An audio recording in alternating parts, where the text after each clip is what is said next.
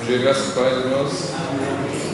Vamos abrir aí as nossas Bíblias em Mateus 16, versículos 24 em diante.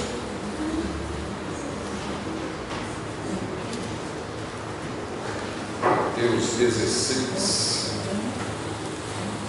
A gente ficou de fechar o capítulo 16, faltou o finalzinho. Então vamos voltar aqui do ponto que tínhamos parado. O 24, eu vou ler do 24 em diante, e aí a gente faz uma oração. Então disse Jesus aos seus discípulos: se alguém quiser vir após mim, renuncie-se a si mesmo, tome sobre si a sua cruz e siga-me. Porque aquele que quiser salvar a sua vida, perdê-la-á. E quem perder a sua vida por amor de mim, achará. Pois que aproveita o homem ganhar o mundo inteiro se perder a sua alma? Ou que dará o homem em recompensa da sua alma? Porque o Filho do Homem virá na glória de seu Pai com os seus anjos, e então dará a cada um segundo as suas obras. Em verdade vos digo que alguns árabes que aqui estão, que não provarão a morte, até que vejam vir o Filho do Homem no seu reino. Aqui por enquanto, vamos orar.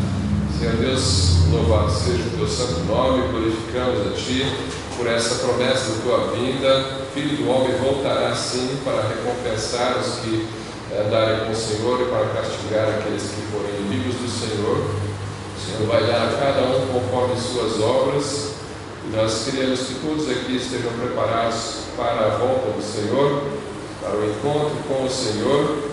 E agradecemos porque a tua palavra nos traz luz sobre este evento, nos traz luz sobre a tua vontade, e nós queremos assim cumprir a tua vontade, Deus, andar com o Senhor. Abençoe as classes, Pai, abençoe aqueles que vão se batizar também no domingo que vem, que eles sejam bem acompanhados também com o pastor, e o Senhor esteja com cada um deles. Em nome de Jesus, amém. Então, estamos aqui com... A gente tinha comentado sobre essa parte de se alguém quer vir após mim, renuncie-se a si mesmo, né? Se alguém quiser ganhar a vida, perdê-la-á. Se alguém quiser perder, estiver disposto a perder a vida, ganhá-la-á, né? Perder a vida física, se preciso for, você ganha a vida, a recompensa do Senhor, você ganha a vida espiritual, né? Esse é o texto conforme Mateus. Nós vamos fazer inicialmente a leitura também do Marcos e do Lucas para comparar esse finalzinho, e em seguida vamos para a interpretação e as dúvidas que aparecem aqui, tá? Então, Mateus é essa aí a descrição. Eu vou só repetir o finalzinho, né, que é onde eu vou focar aqui, que é o 27 e o 28, porque o Filho do Homem virá na glória de seu Pai com seus anjos, então dará a cada um segundo as suas obras. Em verdade vos digo que alguns há dos que aqui estão que não provarão a morte até que vejam vir o Filho do Homem no seu reino. Essa parte final é mais difícil talvez de entender, né? Como ele pode dizer que alguns não vão morrer antes de ver o reino de Deus, né? Mas ele está falando de uma manifestação visível do Filho do Homem, né? O Filho do Homem vindo em glória, né? Vindo em glória quer dizer visível, né? Com os seus anjos, o seu poder. Ele já veio, né? Estava ali, o Filho do Homem estava ali falando com eles. Quando ele fala até que vejam vir o Filho do Homem vindo em glória, é lógico que ele está falando da segunda vinda. Ele não estava em glória na primeira vinda. Como assim? Não estava em glória? O Filho de Deus não é glorioso? Ele é glorioso. Ele trouxe, apresentou os atributos do Pai perante as pessoas. Quem vê a mim vê o Pai. Isso é glorioso. Mas não é uma manifestação visível de toda a sua glória, né? Isso vai acontecer na segunda vinda, uma manifestação visível do que é o poder de Deus, por exemplo, a autoridade do Cristo. Isso não estava patente a todos os que estavam ali acompanhando Jesus, tanto é que ele foi morto, né? Então, Deus não pode ser morto pelos homens, né? Como que pode uma coisa dessas? Então, ele pôde porque ele quis entregar a sua vida na primeira vinda.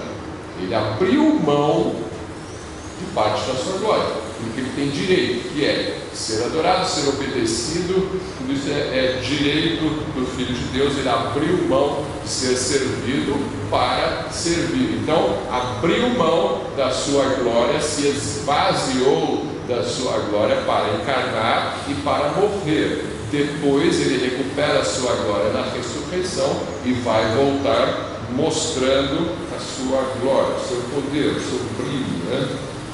Bom, essas são as palavras de Mateus. Vamos rapidamente comparar com Marcos e Lucas. Então, Marcos 8, 34. Marcos 8, versículo 34 em diante, a gente vai até o 9, 1. Estou retomando um pouco do que foi falado semana passada, nessa parte aí de nós salvarmos a vida ou perdermos a vida, né? Mas o foco é o que vai acontecer se eu me apegar a esta vida ou não, né? Então ele diz: e chamando a si a multidão com os seus discípulos, disse-lhes: se alguém quiser vir após mim, negue-se a si mesmo e tome a sua cruz e siga-me. Porque qualquer que quiser salvar a sua vida, perderá, mas qualquer que perder a sua vida por amor de mim e do Evangelho, aqui ele acrescenta e do Evangelho, Mateus não falou, né? Então é o contexto aqui, é o Evangelho. Se quiser perder a sua vida por amor de Cristo e do Evangelho, esse a salvará. Pois que aproveitaria o homem ganhar todo o mundo e perder a sua alma? Ou que daria o homem pelo resgate da sua alma? Porquanto qualquer que entre esta geração adúltera e pecadora se envergonhar de mim e das minhas palavras, também o Filho do Homem se envergonhará dele quando vier na glória de seu Pai com os santos anjos. Dizia-lhes também: em verdade vos digo que dos que aqui estão, alguns há que não provarão a morte, sem que vejam chegado o reino de Deus com poder. Então, está aí a descrição conforme Marcos. Uma coisa que eu chamo aqui a atenção: o Mateus, ele falou que Jesus disse aos seus discípulos, se alguém quiser vir após mim, renuncie-se a si mesmo. Então, disse aos discípulos. Marcos diz que ele disse à multidão com os seus discípulos, versículo 34. Então, não pense que são só os 12, não pense que são só os 12 mais os 70. São os discípulos mais todos os que estavam ali ouvindo, né? Marcos acrescenta esse detalhe. Então tinha uma multidão. Por que eu estou dizendo isso? Porque é importante você saber, quando tem um discurso bíblico, é importante você saber para quem está sendo dito, porque isso vai ajudar a sua interpretação. A gente está falando aqui de perder a alma, né? Eu quero saber o que ele quer dizer com isso. Essa palavra é para nós, é para os incrédulos ou é para os dois? Isso aí vai afetar a sua interpretação do texto. Se você souber para quem ele está falando, isso ajuda você a entender o texto, porque é uma lição para mim também, é uma lição para os de fora também, porque se fosse só para os discípulos, talvez fosse uma mensagem que eu fosse, não nesse caso aqui é muito claro que a mensagem tem que ser pregada para todos, né? Mas algumas partes das Escrituras são mensagens muito direcionadas para o crente. Então você tem que saber, ele está falando com o crente. Outras mensagens, como essa que envolve o evangelismo, você sabe que é para crente e para incrédulo, ou só para incrédulo. Então, aqui a gente vê que tinha uma multidão ali, não necessariamente só os discípulos, né?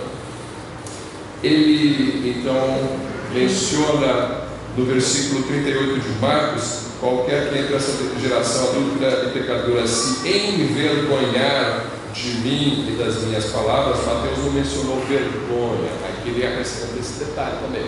Olha, você não pode se envergonhar. Mateus fala muito de você tentar ganhar a vida e pode perder a vida espiritual por causa disso.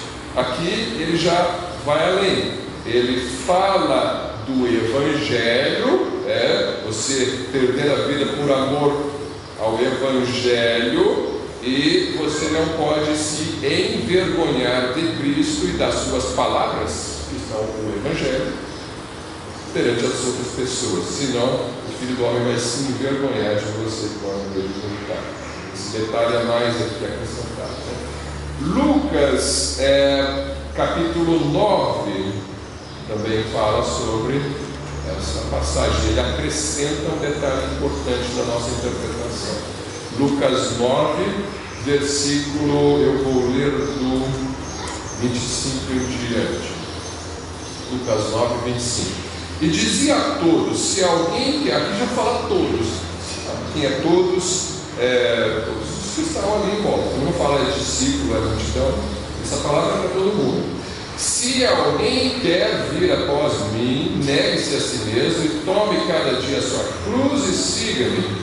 Porque qualquer que quiser salvar a sua vida, perdê-la-á. Mas qualquer que por amor de mim perder a sua vida, a salvará. Porque que aproveita o homem granjear o mundo todo, perdendo-se ou prejudicando-se a si mesmo? Está vendo? Ele acrescentou um detalhe aqui. Perdendo-se ou prejudicando-se. Prejudicando-se é mais genérico do que perdendo-se, né? Perdendo-se parece ser mais pesado do que prejudicando-se. Mas ele coloca as duas coisas. Você pode usar isso em conta na interpretação também, tá? Ou prejudicando-se. Porque qualquer que de mim e das minhas palavras se envergonhar, dele se envergonhará o Filho do Homem, quando vier na sua glória e na do Pai e dos santos anjos. E em verdade vos digo que dos que aqui estão, alguns há que não provarão a morte até que vejam o reino de Deus. Então, por que eu levantei as três leituras e essa questão do prejudicando-se e da vergonha, né?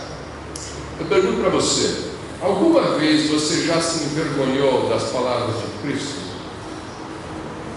Não precisa responder, mas alguma vez você já se envergonhou? Você estava num contexto com colegas em que apareceu a oportunidade de você mostrar que era crente e testemunhar da verdade, e você se calou para não ficar mal com alguém ou se teve simplesmente vergonha de manifestar aquilo que você acreditava. Não precisa responder, mas eu respondo por mim já.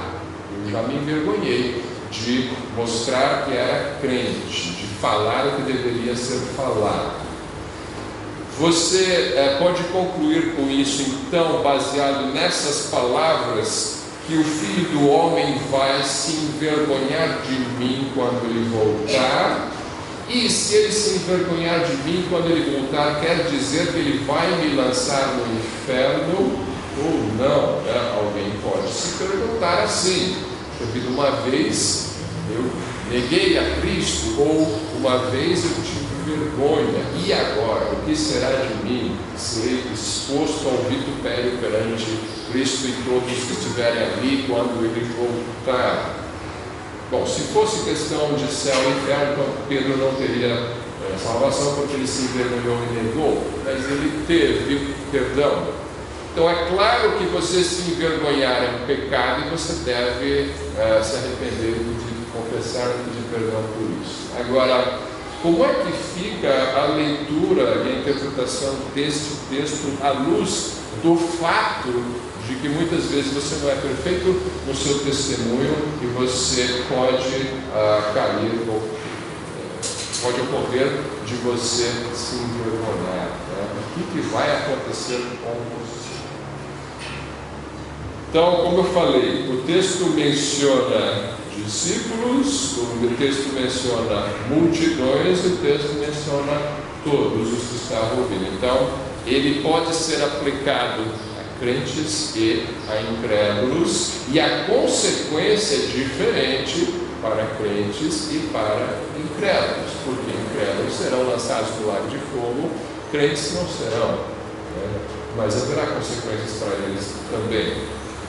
Então, esse diálogo, vamos dizer, o discurso de Cristo com os seus discípulos e a multidão traz informação para ambos os grupos, eu creio, incrédulos e crentes. Tem algumas, então, alternativas aqui para a interpretação. Significa, então, que o discípulo pode ser condenado na segunda vinda de Cristo? Tem algumas interpretações aí que as pessoas levantam para isso. Eles vão falar, pode ser que o discípulo seja condenado na vinda de Cristo. Alguns vão dizer, então, não, mas nenhuma condenação há para os que estão em Cristo Jesus. E aí outros vão citar que, nenhuma condenação há para os que estão em Cristo Jesus e não andam segundo a carne, né? É segundo o Espírito. Porque tem uma tradução que diz assim, né?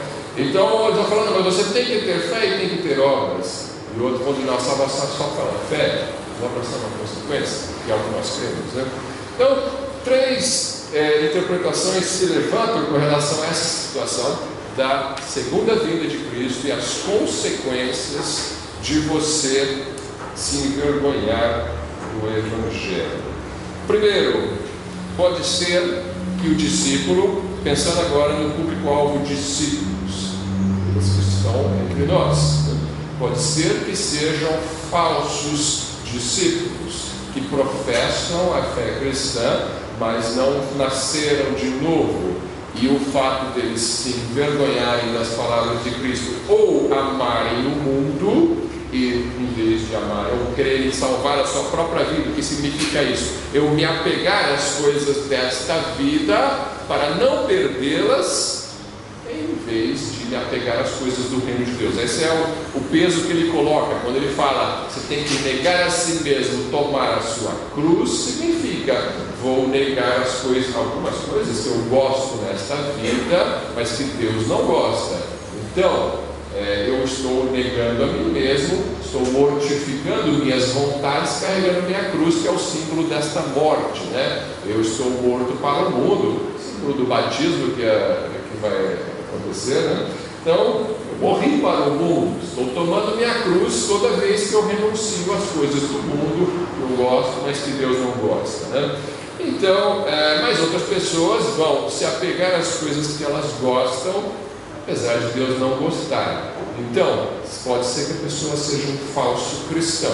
Essa é a primeira possibilidade. Por exemplo, Judas. Judas estava entre os discípulos, mas nós sabemos que ele se perdeu. Ele é chamado por Cristo de o filho da perdição. O filho da perdição não pode ter ido para o céu. Nós sabemos que Judas não foi para o céu, embora alguns queiram colocá-lo lá, né? Mas pelas palavras de Cristo, não temos como concluir que Judas foi para o céu. Então ele é um desses falso. Ele se apegou às coisas da vida, ele queria dinheiro e para isso entregou o autor da vida.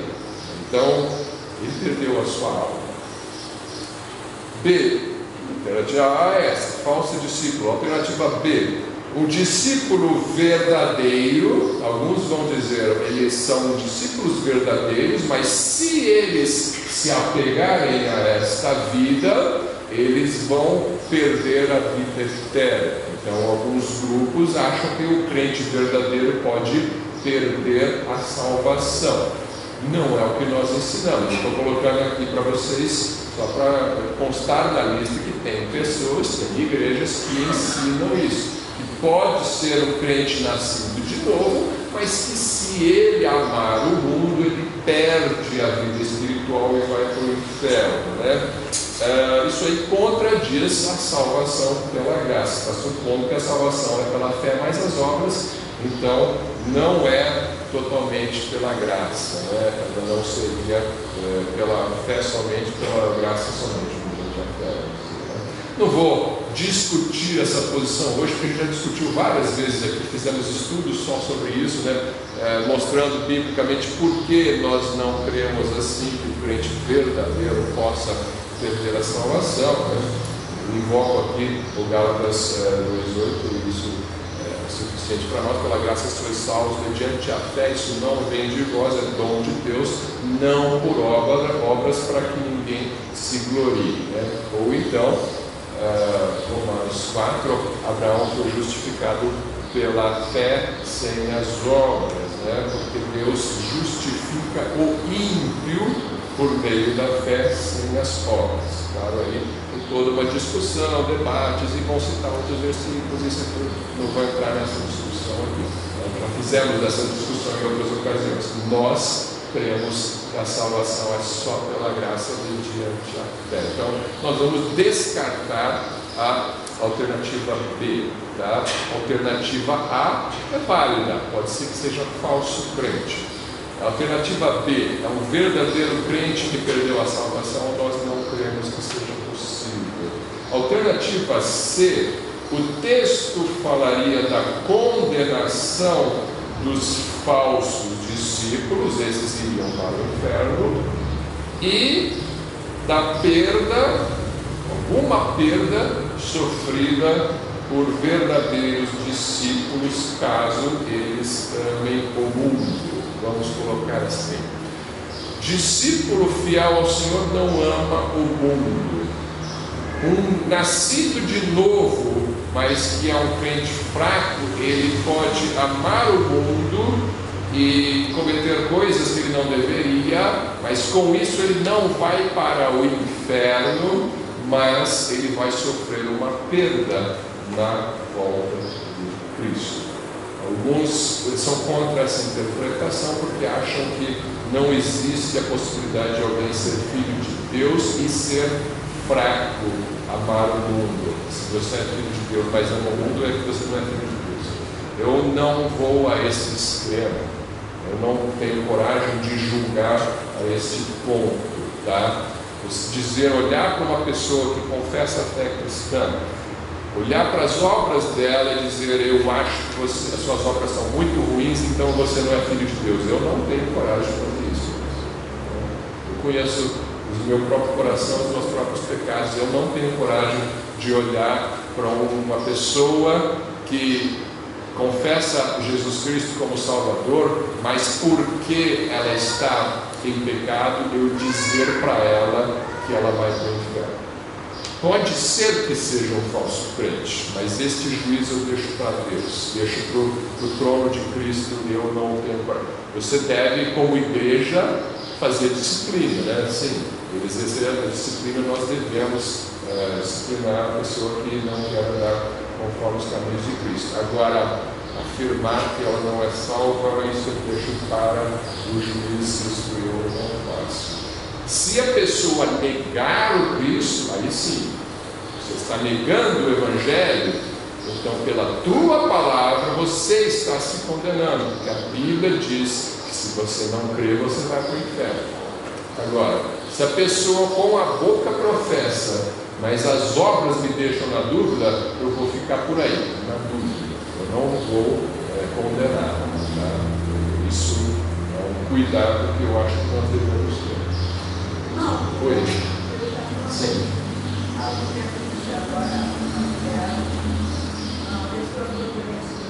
Vamos orar por ela, e se ela não aceitar Jesus agora, ela aceite pelo menos na segunda vida.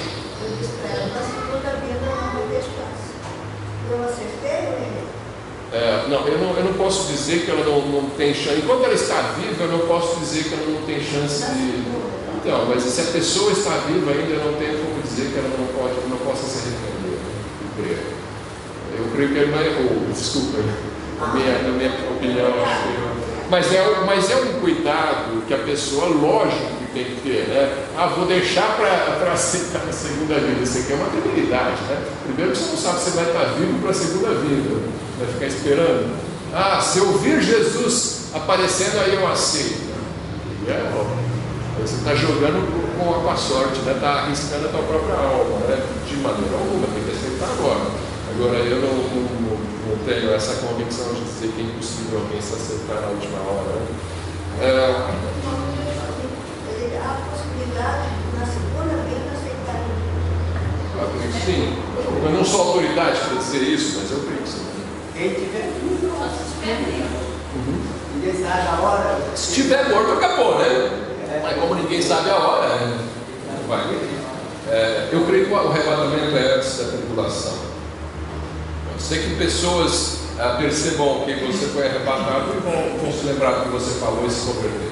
Se estiver certa teoria de que o arrebatamento é antes da tribulação? Não pode ser que aconteça. Bom, eu não vou entrar no assunto do arrebatamento hoje. Eu vou focar na segunda vinda. Para mim tem diferença, né? O arrebatamento acontece antes. Mas eu vou focar na segunda vinda, quando Cristo vem em glória e todo olho o verá. Aí você pode pensar, mas vocês estão vendo, então eles vão se arrepender? Não, porque eles já viram e não se arrependeram, né? Ele já esteve aqui, já fez, já ensinou, já ressuscitou os mortos, e as pessoas viram e não se arrependeram, mataram ele. Então o fato da pessoa vir Jesus Cristo vindo, não quer dizer que ela vai aceitá-lo.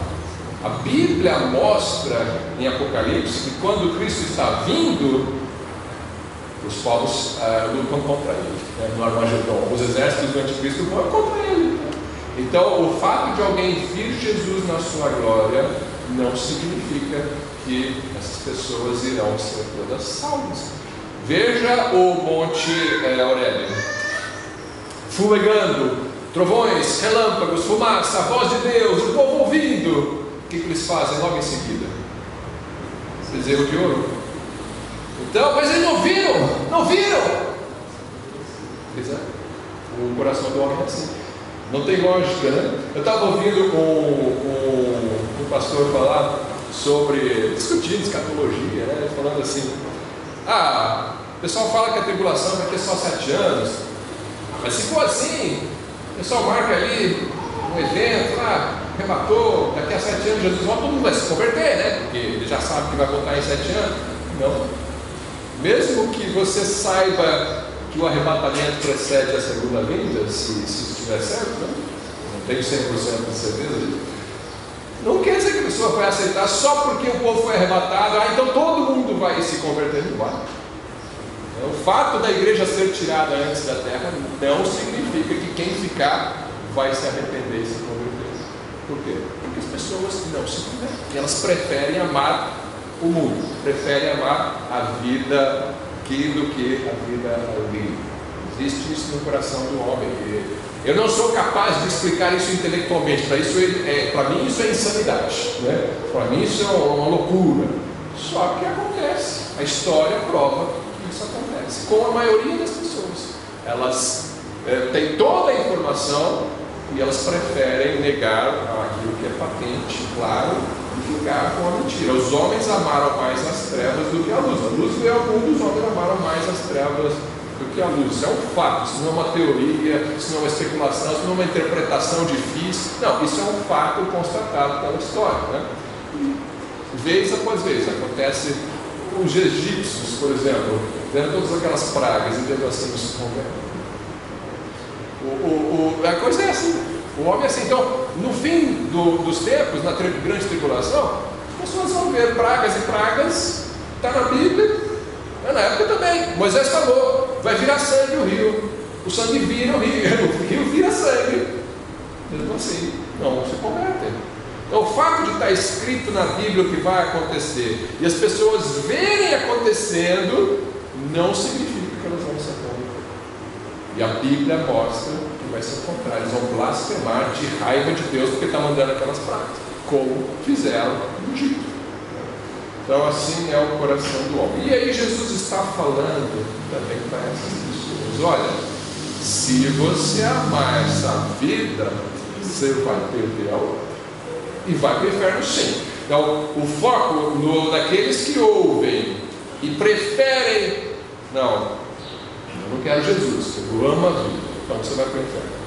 A dúvida é: e aqueles que dizem, estou com medo do inferno, quero Jesus, mas aí olha para o mundo e fica lá, um pé lá, um pé cá, aqueles que Tiago chama de pessoas de ânimo dobre, né? Um pé no mundo, um pé na igreja, né? Aí cai, levanta, cai, levanta, cai, levanta. Olha, eu diria assim, enquanto está no cai, levanta, está ótimo. O problema é quando cai, não levanta mais. A Bíblia diz que 7 vezes o justo cairá e 7 vezes se levantará. Então, é possível o justo cair. Só que nós cremos que o justo, pelo Espírito Santo, levanta. Agora, pode ser que numa dessas ele caia e morra. E alguns vão dizer, mas ele estava no mundo quando morreu, então foi para o inferno. Não, pode ser que ele morreu em pecado, mas ele era crente. Isso é uma possibilidade. Não posso julgar e dizer, porque no momento em que morreu ele não estava andando com Deus, então foi para o inferno. Por quê? Porque se a salvação é pela graça mediante a fé, então a graça de Deus cobre multidão de pecados, inclusive esses. Inclusive aqueles que você cometeu na última hora, porque você não sabe qual é a última hora. E se eu e você pecarmos hoje e morrermos em seguida? Pode acontecer. Aquele que cuida de estar em pé, olha que não caia, né? Então, esse tipo de julgamento eu não faço. De dizer, este foi o inferno e este não, porque o pecado desse, senão vou cair naquela ideia da Igreja Católica de que existem pecados veniais e pecados mortais, né? Se você tem pecados veniais, aqueles mais leves, então você só vai para o purgatório. Se você tem pecado mortal, aí você vai para o inferno. Essa não é a nossa leitura. Essa não é a nossa leitura bíblica. Nós cremos que todo pecado prova que o homem é pecador e merece o inferno. Então, se você não tem a cobertura do sangue de Cristo, você vai para o inferno, seja por pecado venial ou mortal, não tem essa, né? Agora, se você tem a cobertura, o sangue de Cristo purifica de todo pecado, todo pecador. Foi. Tiago fala que há pecado que pecado para a morte. Sim. Alguns são para a morte, outros não. E é por isso que alguns morrem e outros não. Quer dizer, todos morrem, né? Mas assim, alguns pecados levam à morte física. Eu não creio que ali é a morte espiritual, é a morte física. Eu creio que ali é a morte física. Então, eu entendi que aquele texto que Deus fala da serpente. Porém, inimizade do filho que é a sua semente. Tudo ferirás o calcanhar e as suas sementes te mandarão. Como toda a vida a gente vive, a primeira coisa que a pessoa faz ao ver uma serpente é acertar com a serpente. Então, depois, para mim, qualquer interpreta que isso aqui era uma mensagem de salvação. Eu procurei pedir ao Espírito me ilumine, Senhor, por causa desse texto. E o que nós devemos dizer ali foi a condenação da morte física. Ali, a morte física é o que Jesus experimentou. Ele é a semente da mulher. A serpente morde o calcanhar e ele morre fisicamente. Só que ele esmaga a cabeça da serpente e com isso ele vence Satanás na cruz. E na cruz ele quebrou o aguilhão da morte. Nesse sentido está correto, porque nós vamos ressuscitar por causa da morte e ressurreição de Cristo, né? De fato, a morte foi vencida na cruz e Satanás, que tinha o aguilhão da morte, e com isso atormentava as pessoas, né? Bom, mas esse é um outro assunto, né? Então, eu creio que, sim, se o cristão, se ele estiver nesse estado de que ele se apega ao mundo, mas depois volta, ele vai e volta, isso tem consequências. Isso tem consequências na vinda de Cristo, sim. Ele tem uma perda, né?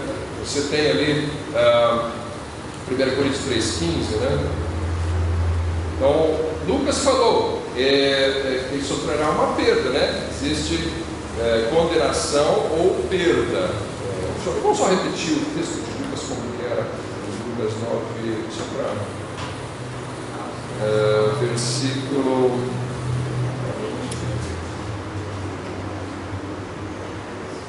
25, Lucas 9, 25 diz: porque que aproveita o homem granjear o mundo todo, perdendo-se ou prejudicando-se a si mesmo?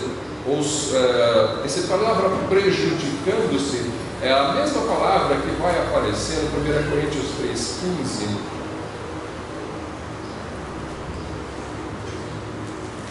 1 Coríntios 3,15 fala: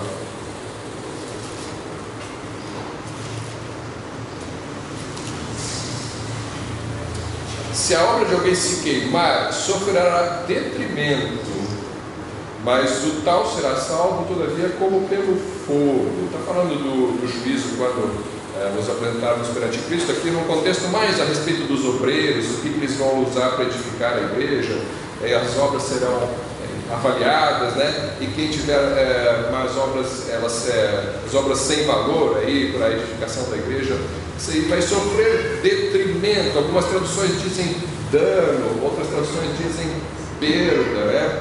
Então você tem aí a palavra no grego é o zemiolo. Zemiolo significa sofrer perda ou dano, e é a mesma palavra que é usada lá no Lucas 9:25, que na segunda vinda, se você se envergonhar, você vai sofrer zemiolo, vai sofrer uma perda. Oi. Eu ainda não entendi direito. Seria, não sei, o que eu estou entendendo seria a pessoa que está nesse processo de que vai sofrer essa perda na vida de Cristo, seria essa perda, seria o galardão. O galardão, vai ter esse contexto aqui de 1 Coríntios 3 certamente é isso. E diz que será salvo, será salvo, né? Então ele vai sofrer uma perda, vai perder alguma recompensa ali na glória, né? É isso que Jesus está falando em Lucas? Talvez não. Eu estou colocando aqui uma possibilidade, tá? É isso, não vou afirmar que é isso. Parece para mim que Jesus está fazendo um contraste mais entre salvos e perdidos mesmo, tá? Eu estou colocando uma possível interpretação, que alguns vão dizer que quando ele fala perder a vida e ganhar a vida, e depois ele fala ou sofrer dano, alguns vão dizer, olha, ele está incluindo aqui aqueles crentes que têm um coração ainda muito apegado às coisas dessa vida. Eles vão sofrer certamente uma perda de galardão, e o ímpio vai sofrer a perda da sua alma, né? Me parece mais que Jesus, eu ficaria mais com a alternativa A. Então, só lembrando, alternativa A são falsos crentes, alternativa B são verdadeiros crentes que perderam a salvação, essa não. Alternativa C é mensagem tanto para falsos crentes quanto para crentes carnais, né? Que vão perder a galardão, vão perder a salvação do galardão. Eu acho que a alternativa A se encaixa mais com o contexto ali dos evangelhos, tá? Ele está separando ali de salvo e perdido. Mas eu trago aqui para vocês essa discussão porque ela afeta a nós também, porque nós sabemos que o nosso coração pode se apegar às coisas do mundo e nós vamos ter perda também. Outras passagens da Bíblia deixam isso claro para nós.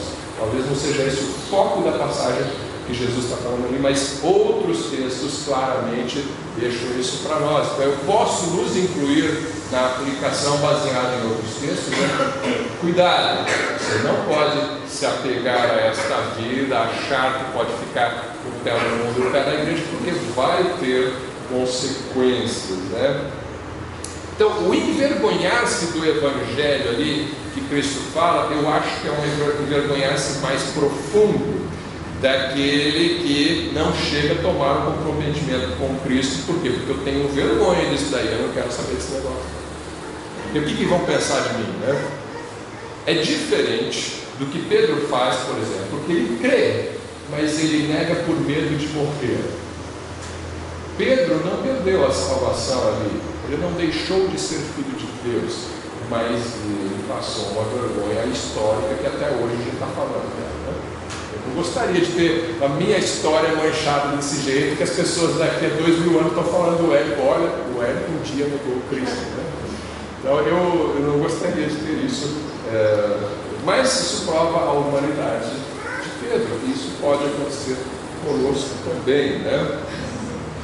E aí sempre vai ter um que vai dizer assim, mas e se eu fingir que não sou crente para ganhar esta vida e depois eu recebo a vida eterna pela fé? Tem uns que são acomodados também, né? E assim, fazem conscientemente a coisa. Porque uma coisa é você ser pego de surpresa, te apontarem uma arma e falarem, nega Jesus. Outra coisa é você já planejar a coisa, né? Eu vou viver como eu quero, e aí no final Deus vai me salvar, porque a salvação é pela fé. Seja diferente, cuidado com isso aí. Pode ser que você tome uma surpresa e vá parar no inferno. Por quê? Porque nós temos textos ali de Hebreus, né? Veja Hebreus 12, que nos alertam contra isso. Porque isso revela um coração que não tem apego às coisas de Deus. Se você quer entrar numa igreja, ser batizado para ficar sossegado e viver como quiser no mundo, isso não me parece. E eu volto naquele, já vou passar a palavra, eu volto naquele cuidado, não vou bater o martelo, dizer, ó, você vai para o inferno. Eu não sou o juiz, mas eu teria medo do juiz num caso desse. Pode ser que você vá ser condenado. Oi. Eu queria tirar uma dúvida sobre um versículo que Jesus fala de Pedro, antes de Pedro negar Jesus. Tá. Lucas 22, do 31 ao 32. Fala assim: Simão, Simão, Satanás pediu vocês para vendê-los como trigo, mas eu orei por você para que a sua fé não desfaleça. E quando você se converter, fortaleça os seus irmãos. Essa palavra se converter. Se converter, eu creio que ele está pensando na negação de Pedro. Eu creio que ele está. Isso aí se eu não me engano, é antes da crucificação, certo? Então, eu creio que ele está pensando na negação que Pedro iria falar. Ele ia passar por uma conversão, né? Quando Jesus pergunta para Pedro, depois da ressurreição, 3 vezes, né? Pedro, tu me amas, né? E Pedro fala 3, tem que falar 3 vezes que ama ele, né? Isso é uma prova de conversão, né? O próprio choro de Pedro já é uma demonstração disso, mas é uma conversão. Não é um novo nascimento. Eu não creio que seja um novo nascimento de Pedro. Eu creio que Pedro já era salvo, mas ele tem um momento de queda. A palavra conversão significa uma mudança de direção, né? Então ele teve um momento em que ele se afastou de Jesus e depois ele voltou. Então esse é o afastamento que eu creio que o crente pode passar. O crente também precisa de conversão. Toda vez que ele se afasta, ele precisa voltar para Cristo. É uma conversão. Novo nascimento, mais de uma vez, não existe na Bíblia. Novo nascimento, pode procurar qualquer passagem. Você nunca vai ver alguém que nasceu de novo. Tá? Você nasce uma vez fisicamente, nasce uma vez espiritualmente e acabou. Não tem nascer de novo, tá? Na Bíblia. Eu ia falar o Hebreus 12, versículo 4. Ainda não resististes até o sangue, combatendo contra o pecado. E já vos esquecistes da exortação que argumenta convosco como filhos. Filho meu, não desprezes a correção do Senhor, e não desmaies quando por ele fores repreendido. Porque o Senhor corrige o que ama e açoita a qualquer que recebe por filho. Se suportais a correção, Deus vos trata como filhos, porque que filho há a quem o pai não corrija? Mas se estáis sem disciplina, da qual todos são feitos participantes, sois então bastardos e não filhos. Então, aquela ideia, eu vou viver como eu quero, e aí, no final, Deus me salva, né? Não bate com isso. Se der certo, pobre de você, porque afinal, sinal que prova ensinar a filho, né? Porque o filho, ele é corrigido pelo pai. O filho está sempre sendo açoitado pelo pai. E aí não dá certo esse plano. Eu vou para o mundo. Deus te pega e te trata e você volta correndo para a igreja.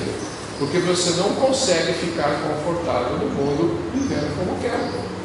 A vida de um crente que não é comprometido, que tem esse pêndulo, né, que balança para lá e balança para cá, o crente de ânimo dobre, ele não tem sossego, porque Deus não dá sossego para ele. Ele vai para o mundo, mas volta. Ele vai, mas volta, porque o Espírito Santo não deixa, porque o Pai está açoitando. Se ele vai e fica na boa, puxa vida, nada acontece com ele. É bom orar por ele, porque provavelmente ele não é crente, né? Então você não vai julgar, não é teu julgamento, mas você pode orar, né? Senhor, trata com ele, porque a Bíblia diz que se Deus não tratar, é porque ele era bastardo, não era filho. Uma palavra dura. E aí ele vai lá no versículo 28 e 29, ele fala: pelo que tendo recebido um reino que não pode ser abalado, retenhamos a graça pela qual servamos a Deus agradavelmente com reverência e piedade, porque o nosso Deus é um fogo consumidor.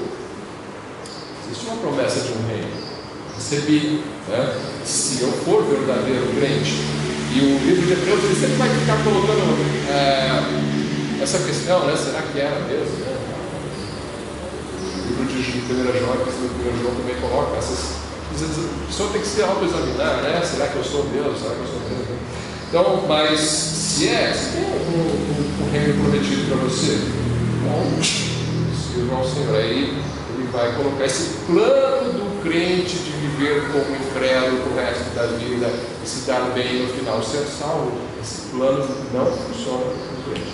Ele funciona, entre aspas, com o incrédulo, só que no final ele não é salvo. No final acontece aquilo, né? Ah, Senhor, não fizemos isso e aquilo. E aí ele fala, nunca vos conheci. Então, nunca vos conheci. Eu sempre repito isso, né?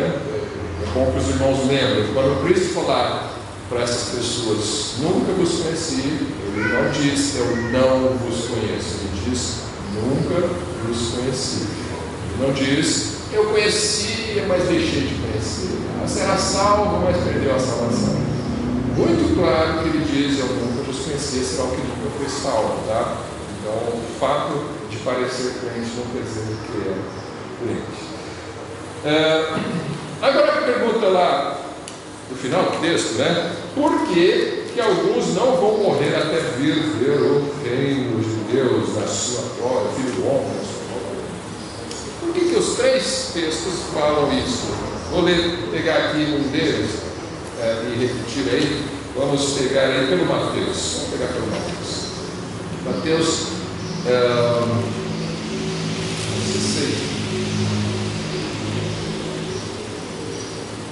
Mateus 16, versículo 28, em verdade vos digo que alguns hábitos que aqui estão, que não provarão a morte, até que vejam vir o Filho do Homem no seu reino. Como é que interpreta isso, né? Todos eles morreram, o reino não veio, ou já veio? Aí, tá. Será que veio, será que não veio? De novo, três interpretações. A primeira interpretação é: Jesus está falando da sua ressurreição. Ele está dizendo, alguns de vocês não vão morrer até que vejam vir o Filho do Homem na sua glória. Ou seja, vocês vão ver o Filho do Homem ressuscitar. Ressuscitou, está vendo o Filho do Homem vindo, o reino de Deus chegando. Não? Essa é uma possível interpretação. Tem um problema nessa interpretação, porque o texto diz que vocês vão ver o Filho do Homem no seu reino. E o reino daqui, o que ele tem falado, ó, versículo 27, porque o Filho do Homem virá na glória de seu Pai com os seus santos anjos. Então cada um dará cada um segundo as suas obras. Em verdade eu vos digo que alguns hábitos que aqui estão que não verão o Filho do Homem no seu, não verão morte sem ver o Filho do Homem no seu reino. Então, o contexto é ver o Filho do Homem na sua glória. A mencionação dos anjos. Quando Cristo ressuscitou, eles até viram um anjo, né? Mas eles não viram Cristo em toda a sua glória, vindo na sua glória, porque Cristo era um homem, com aparência de homem, sem brilho, sem nada diferente. Maria olha para ele e pensa que é um cordeiro. Então, que glória é essa? Vai descobrir depois. Mas na ressurreição ainda não está ali tão visível a sua glória. Então é uma possível interpretação, mas tem lá seus problemas.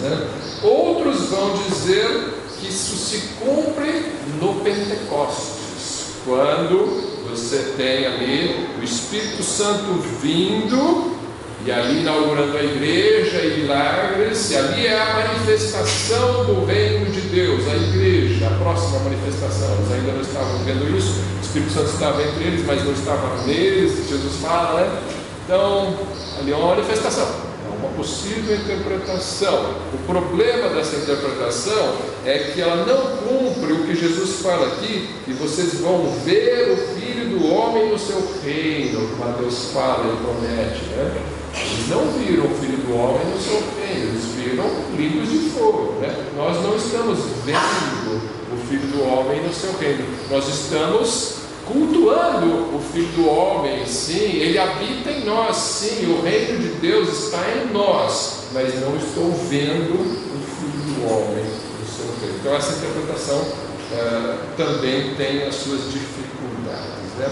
A terceira interpretação, que eu acho que é a correta, é respondida na sequência do texto. Você vai ter, tanto em Mateus, quanto em Marcos, quanto em Lucas, o próximo versículo fala da transfiguração. Transfiguração de Cristo no monte. Pegando aqui pelo Mateus, ele fala, olha, em verdade vos digo que alguns há que aqui estão, que não provarão a morte até que vejam vir o Filho do Homem no seu reino. 6 dias depois, tomou Jesus consigo a Pedro, Tiago e João, seu irmão, e os conduziu em particular ao alto monte e transfigurou-se diante deles. E o seu rosto resplandeceu como o sol, e os seus vestidos se tornaram brancos como a luz. Isto é a manifestação do Filho do Homem em sua glória perante Deus. É a manifestação visível da glória do Filho do Homem perante as pessoas, e o reino de Deus se manifestou de uma maneira única. Vestidos brancos como a luz. O pessoal aí que não gosta de dizer isso, né, que é branco, né? O pessoal da lacração não gosta quando fala essas coisas, né? Mas, enfim, o texto diz que é branco, né? Não vou discutir, é branco. E aí você tem o seu rosto resplandecendo como o sol. Essa é a manifestação. É isso, eu creio que é isso que se cumpre o reino de Deus. É a manifestação visível do reino de Deus perante ele, né? Vamos, por quê? Se você pegar o Apocalipse 1, você vai ver ali João vendo Cristo. Você vai ver ali com olhos brilhando como fogo, cabelo branco, né? Pés como latão, é brilho, é brilho. O Cristo glorificado, ele brilha. E o Cristo ressuscitado ainda não brilhava. Então, pode ser que seja a sua ressurreição e a sua ascensão fosse o cumprimento disso. Eu creio que pelo jeito que o texto é escrito, é justamente isso aqui, a transfiguração. Ele vem logo na sequência. Parece que o evangelista está querendo responder a pergunta para você, né? Oi, alguém? Tá, e vamos ver a descrição que Lucas dá, Lucas 9. Lucas 9, versículos 28 a 36, ele vai descrever aí a transfiguração, né? Ele dá mais detalhes do que os outros, por isso eu prefiro ler no texto em Lucas. Lucas 9, 28. Estou derretendo aqui.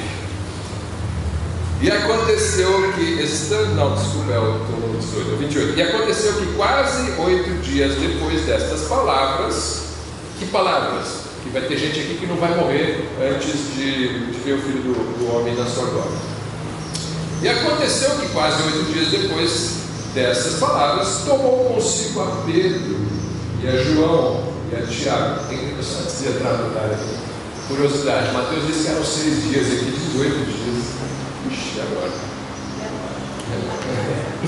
Algumas traduções dizem cerca de 8 dias, essa aqui diz quase 8 dias, então era 7, né? Era menos de 8. Mateus diz 6, talvez foi um pouco mais que 6, um pouco menos que 8, né?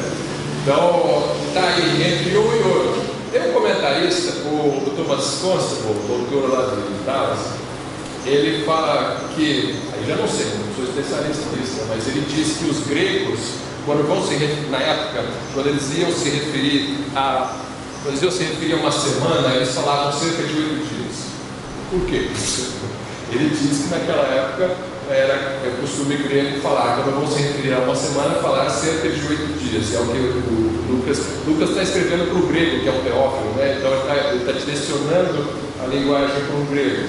Então ele usa o jeito que os gregos se expressam, então cerca de uma semana, então elas falam quase 8 dias, né? Se essa não é, não se foi. Eles também tinham o costume de tomar a parte pelo todo. Sim. Por exemplo, a ressurreição de Cristo, fala sobre 3 dias, né?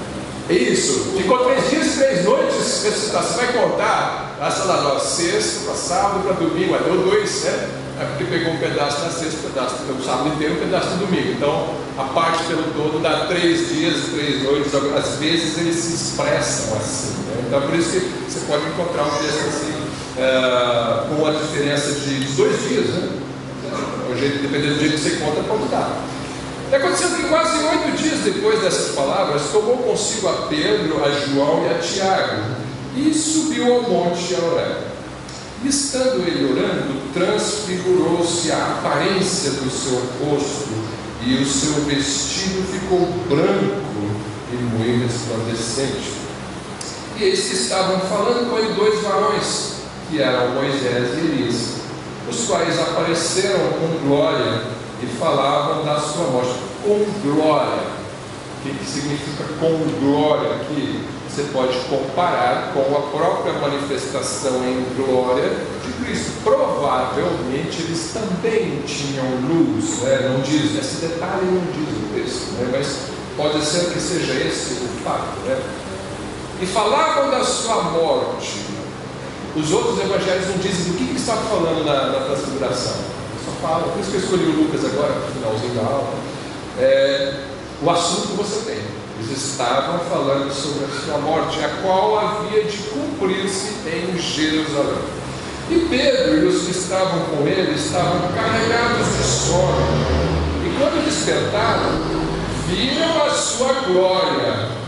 O que viram a sua glória? Viram o brilho, o rosto brilhando, roupas brancas como nunca, né? E aí se espantaram com ele. Quando despertaram, viram a sua glória e aqueles 2 varões que estavam com ele. E aconteceu que quando aqueles se apartaram dele, disse Pedro a Jesus: Mestre, bom é que nós estejamos aqui e façamos 3 tendas, uma para ti, uma para Moisés e uma para Elias, não sabendo o que dizia. Sempre Pedro, um pouco precipitado, né, para falar, devia ficar quieto, né? Desculpa.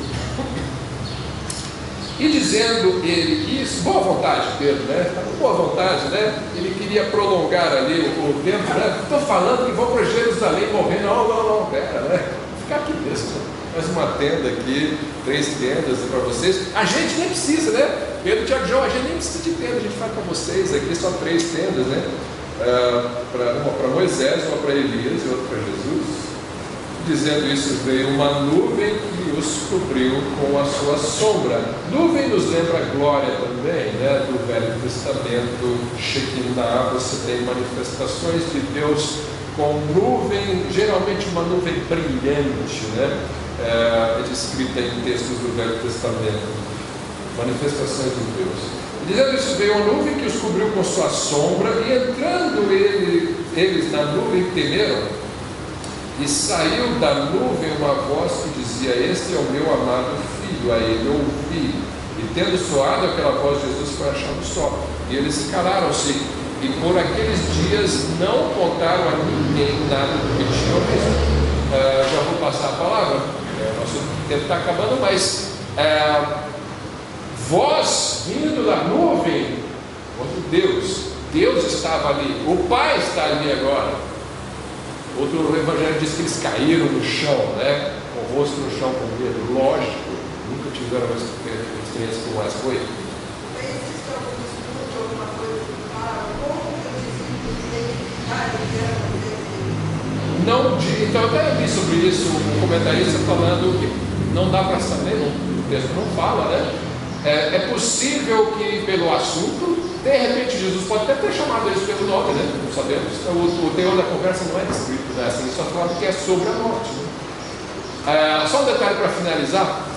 Esse é um texto que é difícil para grupos que pregam o sono da alma, né? Que pregam que quando você morre, você apaga, só vai acordar na ressurreição. Por que eu digo isso? Elias morreu? Não, então isso não é problema para Elias, porque Elias foi levado vivo aos céus, transformado, evidentemente, né? Ninguém subiria aos céus com esse corpo, ele ficaria vivo, né? Então ele foi transformado e levado aos céus. Mas e Moisés, morreu? Morreu, certeza absoluta. Se ele morreu, como é que ele aparece aqui falando se os mortos quando morrem ficam apagados? É isso que eu ia perguntar. Não fica apagado. Os adventistas estão errados aqui. O morto, quando morre, ele não dorme, apaga e fica esperando a ressurreição. Esse texto é tão difícil para o adventista que eles inventaram a ressurreição de Moisés para explicar isso. Moisés ressuscitou, o arcanjo Miguel, quando disputava o corpo de Moisés lá, deu um jeito de ressuscitar o corpo de Moisés, mas a Bíblia nunca fala que Moisés ressuscitou, fala que ele morreu e não acharam o corpo, mas em momento algum diz que Moisés ressuscitou. Pode ser, mas o fato é que não diz em lugar nenhum que ele ressuscitou, né? E ele aparece aqui falando, está consciente. Então essa doutrina não se sustenta com ele. Mas a Bíblia não narra que Deus tomou o corpo de Moisés para si? Pode ser que seja o corpo. Não, isso aqui na verdade não tem na Bíblia. Ele tomou o corpo para si. Eu acho que não estou lembrando, não sei se o pastor lembra, mas mesmo que tomasse, é um corpo, né? Não fala em momento algum que ele ressuscita. Isso não existe registro bíblico de ressurreição de Moisés. Então ele está ali consciente mesmo após a sua morte. Vai falar Judas, né? Mas na realidade a Bíblia mostra que o único que morreu e ressuscitou, está vivo, é Jesus. Ele é as premissas dos que dormem. Os demais não. Os demais ressuscitaram para morrer de novo. O Judas fala que eles disputaram o corpo de Moisés. Corpo, é corpo de morto, né? Mas não fala em momento algum realmente que ele ressuscitou. Vamos encerrar por aqui. Passo a palavra então para o irmão Manuel de novo.